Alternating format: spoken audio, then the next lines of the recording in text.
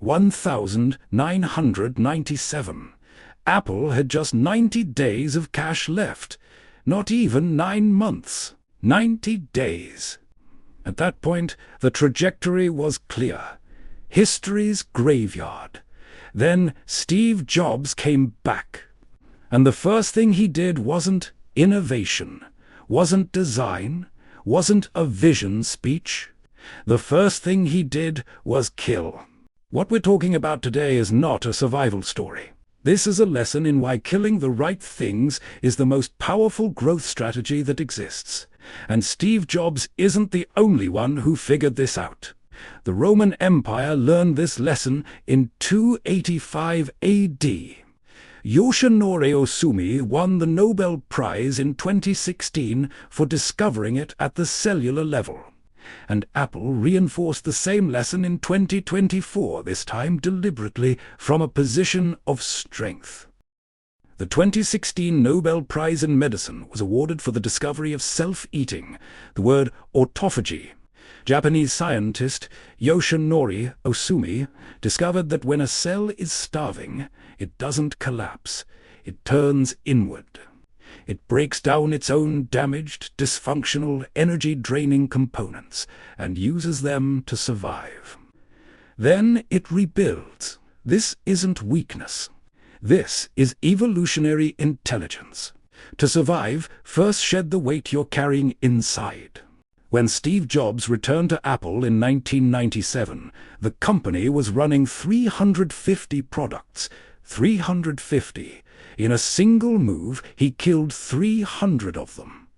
Newton, the first tablet computer with handwriting recognition, 5 years in development, dead. Printers, dead. Macintosh clone licenses, dead. 4 products remained. 4. Jobs had a line he borrowed from Michelangelo. "How did you make David?" they asked. "Simple," he said. "I removed everything that wasn't David." This wasn't Jobs' invention. 285 AD, the Roman Empire was collapsing. Emperor Diocletian did something radical. He split the empire into 4. He dismantled the bloated, centralized structure that was hemorrhaging from every direction, and gave each part its own administration, its own defense, its own core. In the short term, it looked like fragmentation. In the long term, Western Rome survived another 200 years, Eastern Rome another 1,000. Sometimes growth requires shrinking first, shed the damaged parts, protect the healthy core, rebuild from there. Now let me tell you about the product, Apple Never Buell, the one that could have changed the world the way Tesla did. Apple Car. It started in 2014, internally called Project Titan. For a decade, Apple's most brilliant engineers poured into this project. Billions of dollars spent. At its peak, the team reportedly reached 5,000 people, and in 2024, Apple shut it down. From the outside, this looks like failure, but look closer. The same lesson Jobs taught in 1997 is running again. In 1997, Jobs killed 300 products, because running in every direction means running nowhere. In 2024, Apple killed a decade of work, billions of dollars, thousands of engineers, because it redirected every one of those resources into artificial intelligence. Autophagy doesn't only work in a crisis. It's a permanent feature of Apple's DNA. 1997.